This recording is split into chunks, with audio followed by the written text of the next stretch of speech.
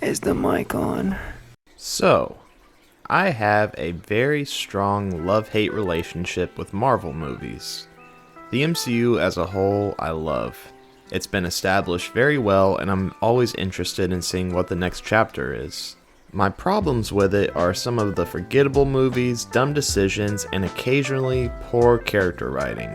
This is probably going to become a common thing on my channel where I talk about some of these issues. There's things I like about the MCU, don't get me wrong. For example, I actually love the WandaVision series, but one of my biggest pet peeves about the MCU currently is Thor. You see, starting out, no one really had any attachment to this character. For a while, not many people considered him to be their favorite Avenger. He was mainly introduced just because he was one of the original Avengers from the comic books, and it was hard to pick him as a favorite when there were such likable characters like Iron Man and Captain America in the spotlight. My view on Thor has changed so much over the past 10 years since he's been on screen. I went from thinking he was just a good, solid character to thinking he was a little too wacky of a character, then to thinking that he was possibly my favorite Avenger, and finally to me hating him for the fat piece of shit character that Endgame turned him into. So, in order to understand why I have such a complicated relationship with this character, I'm gonna have to break down his arc through the 7 movies he's appeared in. This is gonna be rough. First, we start with the original movie, Thor. As much as this movie's hated on, I kinda fuck with it, surprisingly. Mainly because the director got a little more creative freedom, but I think it's also because I like the character development through this movie. This movie starts with Thor seeking the path of destruction, which ultimately leads him to getting disowned by his father. He learns the true meaning of life and that it's best to seek peace if he's to become king. The way he matures throughout this movie is an excellent example of character development and good character writing. I feel like it was a great way to introduce him into this universe. There's really not much to say about this one. I mean, it's really just a solid introduction. As for his role in the Avengers, I think he should have had a fairly significant part. His relationship with Loki is shown a decent amount through this movie, but not enough in my opinion. Thor isn't brought into this movie until we're like 30 or 45 minutes in, and it's hard to focus on him when there's all these other characters that the audience have a stronger relationship with. Thor was very new to many audiences at this point, so it's kind of difficult to find him appealing. One thing I thought was kind of interesting about him in this movie was his dialogue. In many of his scenes, it kind of sounds Shakespearean, which makes sense because the writer/director Joss Whedon has some experience in that field with his film Much Ado About Nothing. I guess it made sense not to focus too much on Thor in this movie, considering the fact that there are bigger things at stake. Also, Tony Stark always hogs the spotlight in every Avengers movie. It's not a diss to Robert Downey Jr., but come on. At this point, my opinion on Thor was just like, okay, he's cool, I guess. Next up is Thor: The Dark World, which is honestly my least favorite MCU movie. I probably complain more about Endgame than I do about this movie, but that's because Endgame wasted a lot of potential. This whole movie is just boring. There's not really much character development.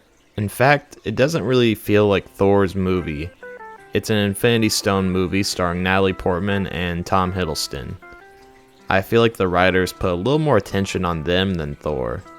The thing is, I like seeing a serious Thor, and this movie continues to display that.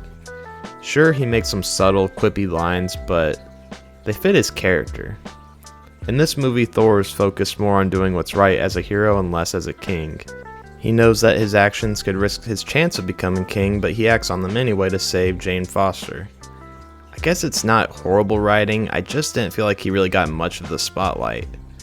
This movie is just incredibly flawed and boring, and I think it makes Thor appear that way as well. I feel like they could have done more with his character arc after the death of his mother, but it didn't really seem to affect him that much in this movie. Instead, they save most of that grief for Endgame, which I really don't understand. Now for the next movie, Age of Ultron. which is kind of boring as well. Honestly, you could take Thor out of this one and it really wouldn't change much. I have plenty of issues with this movie, but I'll save that for another time. Thor has some brief moments that I really like. I guess I enjoyed the part where he let everyone try to lift his hammer. I enjoyed the part where someone actually did lift his hammer. Or the part where he stepped on some Legos. He was incredibly misused in this movie. I guess the part where he gets into the hot tub and starts tripping balls is kinda cool, but it's not like that offered any character development. Thor deserved far more screen time and a much better display of his abilities. You know, I would say this movie treated him the worst, but we haven't gotten there yet. Now for the one that I'm really mixed about.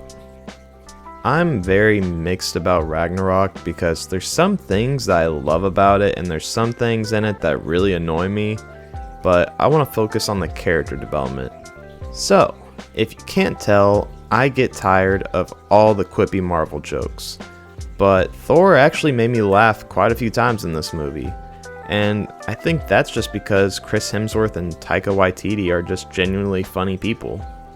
You could tell that they had a lot of fun making this movie because a lot of the lines were improvised.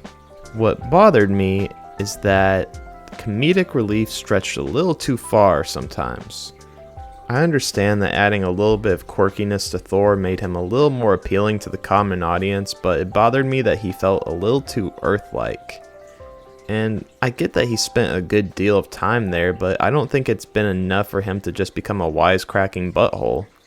For Thor, I always wanted something more God of War style, but I guess that would be too mature for Disney's standards. I would have at least enjoyed something a little more serious. While I do think there's a lot of character development here, I still think there's something missing. For one thing, there should have been a stronger relationship between Thor and the antagonist Hela. This idea of him having an evil sibling that he's never met would have been great to expand upon. Instead, he barely interacts with her and spends most of his time being bros with Mark Ruffalo. There are a few things I did really like near the end of this movie. I like the idea of Thor realizing that his people are more important than his actual home. To me, that's the true realization that he's ready to be king. I also really love how he finds out that he doesn't need to rely on his trusty old hammer because the power was really within him all along. I also really love how this movie ends with him having the eye patch. For one thing, it looks pretty badass, but it also shows how much he resembles his father. Now, all the things that I just mentioned are thrown out the fucking window in the next two movies. Alright, here we go. The way I see Thor in Infinity War, well, this is actually my favorite portrayal of the character. I know I just said they threw some great things out the window, and I stand by what I said. The whole getting a new eyeball and new weapon was kind of stupid to me. They should have at least kept the eye patch, but whatever. It's fine. I mean, it's not like the writers are gonna make him fat or whiny or anything. I'll be crying if I look like that too, bro. That's fucked up what they be doing to y'all. Other than that, though, I felt that this movie displayed my favorite version of Thor, and that's not because of this scene. That scene is pretty amazing though. I love seeing this completely broken Thor that has it out for Thanos. He took the last bit of family he had left as well as his people, so now the only motive he has left is revenge. I'm not saying revenge is always the way to go, but for Thor, it feels like he's doing the right thing. Honestly, I could have watched an entire movie about Thor and Thanos wanting to kill each other, but they saved that tension for him and Tony Stark. Not that there's a problem with that, I just don't think Thor's ever gotten a proper villain except for Loki, who's basically a good guy now. After I saw Infinity War, I felt that there was a lot more potential for Thor. This movie leaves him in a place where he's ultimately failed and now he's broken beyond belief. This should affect him in a pretty serious way, right? How does a god react to tremendous loss? Let's move on to this bullshit. Endgame. After all that previous character development for Thor, this is a huge kick to the balls in my opinion. Some people are going to be like, no, it makes sense for him to be fat, he's been through so much. First of all, that's not even the main thing I'm mad about. I'm pissed off by the inconsistency of this character. They didn't just make him fat, they made him a joke just for the sake of creating a comedic gag. Thor had lost twice at this point because he made the mistake of waiting to kill Thanos just so he could call him a pussy. When Thor actually goes for the head, it's meaningless. There's this sense of failure in his voice, and we watch him walk away as this beautiful symphony plays in the background. It felt very much like a scene out of Lord of the Rings. I thought, damn, they really made Thor my favorite Avenger. I mean, that scene is just so powerful to me. This character had been through so much at this point, and I get that all the other Avengers felt like they failed, but this character, I think, had failed on another level. There were so many directions they could go with him at this point, and I was really excited to see where they'd go. Then, they hired a bunch of 10-year-olds to write the rest of the movie, and shit just goes downhill. So, 5 years pass, and Thor's a little bitch at this point. He sits around drinking beer and playing Fortnite. I'll admit I chuckled when I first saw this in the theater. I thought I was watching a different movie at this point. It's something that'll make everyone in the theater laugh, but it's just a waste to use on the character. I know if they did this to Captain America, people would lose their fucking minds. I'm fine with Thor becoming an alcoholic because it's something that many people lean to when they're depressed, but this whole thing where they made him fat and whiny was really stupid in my opinion. Yes, it's okay for him to be negative and cynical, but why make him such a burden to the rest of the characters? He's clumsy, lazy, whiny, and just really stupid. He also gets his hammer back again because he thinks that'll make him feel better. I thought they established that in Ragnarok that he didn't need it because the power was within him. These movies frustrate me sometimes. Look, I like the moment where he speaks to his mom because after he lost everything, it was nice to see him say goodbye. They could have at least made this the moment where he went back to being his normal self. He also didn't need to be fat in the final fight scene. It looked really comedic even though it wasn't supposed to be. You see, most of these Marvel movies tend to let crazy things happen with very little explanation, and that's fine. He could have become skinny whenever the lightning hit him, but whatever. Add 500 more jokes to this movie for all I care. He also lets what's-her-name take over as king at the end of the movie. Didn't he want to, be a better king, carrying on his father's legacy? No? Okay, well, fuck me, I guess. I think I just have a lot of beef with this movie in general. There's the things I love and the things I hate, and Thor is one of those things. Maybe he'll be better in his next movie, but who knows? Look, I'm sure a lot of people will call me out on what I said because I didn't read enough comic books growing up, but I at least read enough about this character to know that this is not what he's supposed to be.